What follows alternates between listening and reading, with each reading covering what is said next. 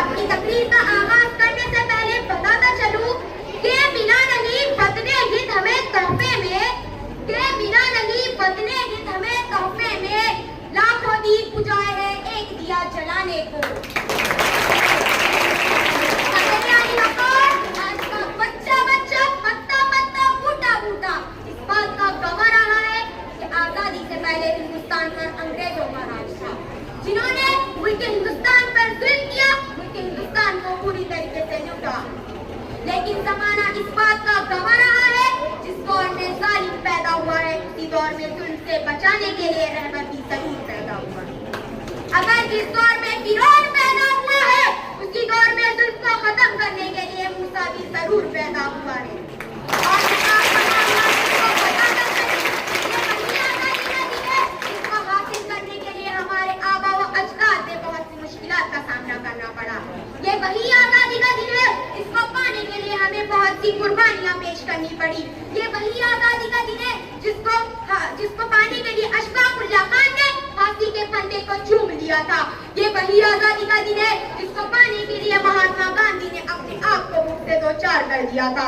सदर आली वकार, ये वही आजादी का दिन है जिसके लिए जब सरदार भगत सिंह को फांसी के फंदे पर चढ़ाया गया था तो तब उन्होंने ये अल्फाज कहे थे, अब भी जिसका खून न खौला वो खून नहीं पानी है, अब भी जिसका खून न खौला वो खून नहीं पानी है, जो देश के काम ना आए वो बेकार की जवानी है। आजादी से पहले जब पूरा मुल्क अंग्रेजों का गुलाम हो गया था तब उसी वक्त मुल्क के गोशे गोशे में दानिशोरों ने आलमी बगावत को बुलंद किया। गोया 1857 से 1947 तक मुसलसल जद्दोजहद के बाद 15 अगस्त 1947 को हमारा प्यारा मुल्क हिंदुस्तान आजाद हुआ। उसी 1857 की तारीखी बगावत में जब अंग्रेज ने बहादुर शाह जफर से कहा था, दमदमे में दम नहीं अब खैर मांगो जान की, ऐ जफर ठंडी मेरी शमशीर तब बहादुर शाह जफर ने जवाब दिया था, गाजियों में भू रहेगी जब तक ईमान की, गाजियों में भू रहेगी जब तक ईमान की, तब तलंदन तब चलेगी तेज हिंदुस्तान की।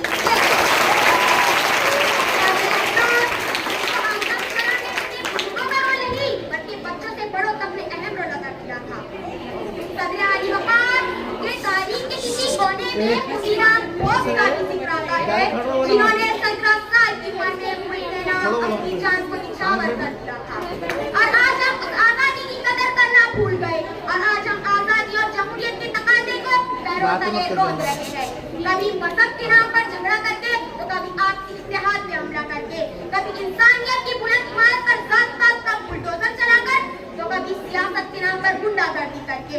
लेकिन असल देशभक्ति तो ये है जब सरकारी मुलाजिम रिश्वत किए बगैर काम को अपनी जिम्मेदारी समझता है, और असल देशभक्ति तो ये है जब एक किसान तपती धूप में पूरे मुल्क हिंदुस्तान के लिए अनाज को पैदा करता है, और असल देशभक्ति तो ये है हमारे देश में रहने वाला हिंदू मुस्लिम सिख ईसाई आपस में मिलकर देशभक्ति और देश के लिए प्रेम का प्रचार करे।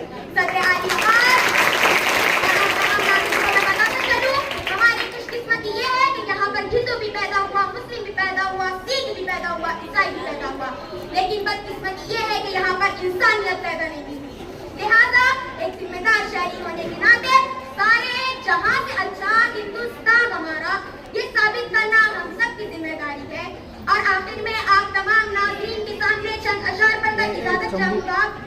एक दूसरे का हम सभी सम्मान करेंगे, एक दूसरे का हम सभी सम्मान करेंगे, झगड़ा न कभी हिंदू मुसलमान करेंगे। एक दूसरे का हम सभी सम्मान करेंगे, झगड़ा न कभी हिंदू मुसलमान करेंगे। नफरत जो फैलाए हमें आपस में लड़ाकर, नफरत जो फैलाए हमें आपस में लड़ाकर, उसके खिलाफ हम जंग का ऐलान करेंगे। जान से भी प्यारा है हमें अपना तिरंगा, जान से भी प्यारा है हमें अपना तिरंगा, उसके लिए हम अपनी जान को भी कुर्बान करेंगे, झगड़ा न कभी हिंदू मुसलमान करेंगे। जय हिंद, जय आजादी, हिंदुस्तान जिंदाबाद।